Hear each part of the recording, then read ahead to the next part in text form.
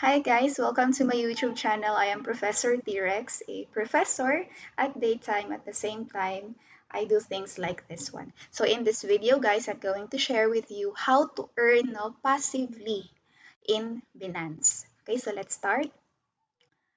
So most of you though, nahihirapan talaga when it comes to technical analysis. Ang daming kailangan i-consider and you have to really plan out your trades though to avoid losing. And you need to study also for you to understand how the market really works, no? How you need to understand the ins and the outs of the cryptocurrency na market. So if you do not have the time for that and you just want to earn passively, no, without headaches and without the thrills and so on, pwedeng-pwede kang mag-income pa rin dito kay Binance, okay? So this is our dashboard, guys. And as you can see at the top, meron siyang tabs. Meron tayong buy crypto, my markets, trade, derivatives, finance, and NFT, wallet, and orders, and so on.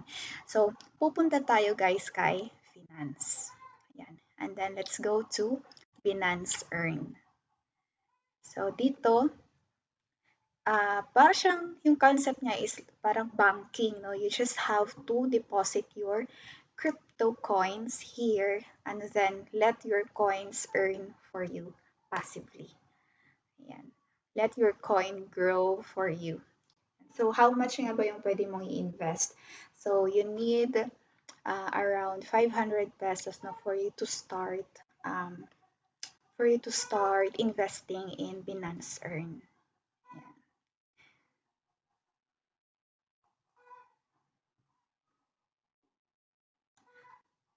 Okay, so ayan, meron tayo ditong don't just hodl your crypto, grow it.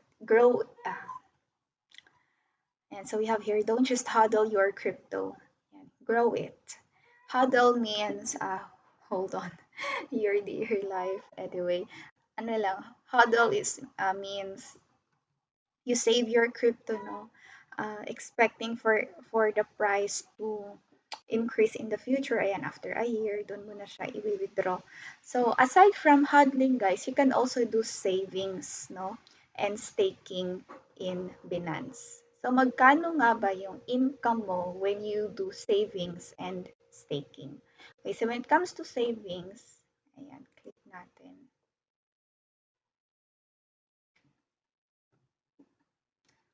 Okay, meron tayong flexible savings, lock savings. Ayan.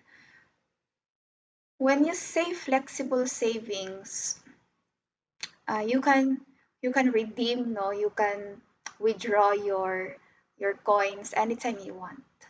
Ayan. Yung lock savings naman, meron siyang time, para siyang naka-time deposit that you have to wait for a particular time for you to redeem the coins. But you can actually redeem it anytime, but you cannot enjoy the interest, no, na nakuha mo doon kasi you really have to finish the time, no, the duration. So kung 30 days, you really have to wait for 30 days and after 30 days, makukuha mo na yung interest ng naka-lock savings mo na amount. You can redeem it anytime, yun nga lang yung interest hindi mo makukuha, yung mother amount lang yung makukuha mo. Okay, that's the disadvantage of the locked savings. When it comes to flexible savings naman, you can actually redeem it anytime also and you can also get the interest anytime. Ayan. Kaso nga lang, yan dito sa flexible savings, medyo mas kaunti yung kanyang APY, no, or annual percentage yield, or yeah, tama ba, APY?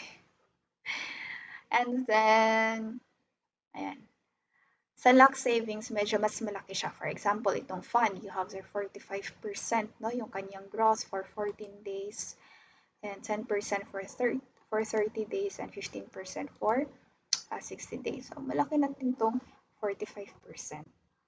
Yan. Sa flexible savings, meron tayong 4.5, 2.19. So, this is APY, no? Annual. Ayan. This is for savings. How about yung isa? Locked staking. So locked staking here, you stake your coins at a particular duration, no, and you cannot redeem your coins. I mean, you can redeem your coins, but same doon sa savings, you cannot enjoy the interest of the amount staked, no. So you have to wait for the particular duration talaga for you to enjoy the interest if you are not in the hurry. But if you want to withdraw it right away na, hindi ka na makahintay kasi you need the coins, ayan, so pwede naman siya. Yan. So ayan, no, meron tayong 13%, 12%. If you compare this to the bank, sa bank kasi nasa 3% lang yung annual niya, no? Annual interest rate niya. So ito siya, nasa 14%. Marami pa yan siya sa baba actually.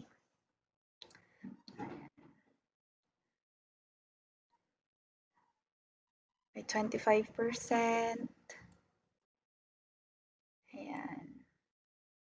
So, pipili ka lang, no? 30 days, 60 days, 90 days. Ayan.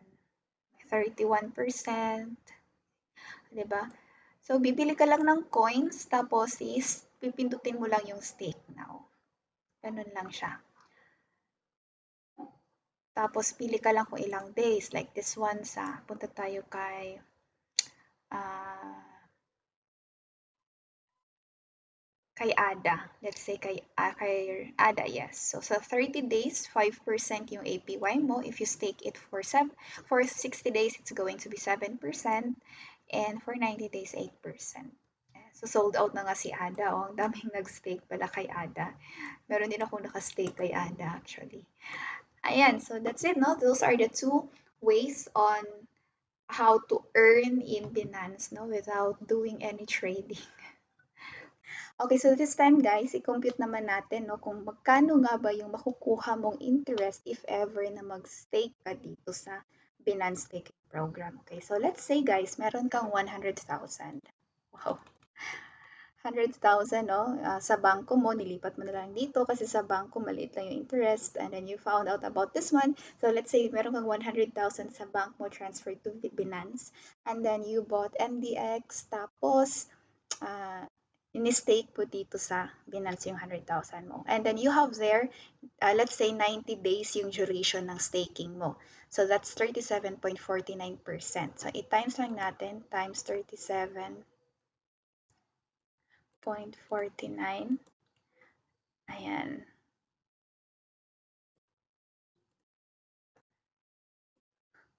Mali.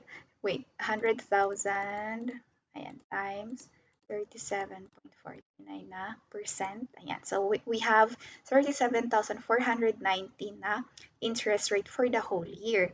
So i-divide natin ito guys sa 365 days. Ayan. So you have 102 pesos every day no, na interest. So i-multiply natin siya sa 90 days na duration of the staking. So in just 90 days, ayan no, you will get 9,244 pesos. Yan. So i-divide natin siya sa 3 months. So magkano ba siya per month? So per month guys, yung 100,000 mo is nag-increase no or may tumubo na 3,081 pesos. Meron siyang interest na 3,081 pesos. I guess that's not bad, no? Wala ka lang na namang ginagawa. And then you just have to wait for your money to earn for you.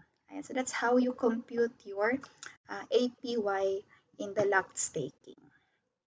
Okay, so pwede pa siyang mag-vary guys, no? Pwede pa siyang mas tumaas, especially if the market is in a bull market. Ayan.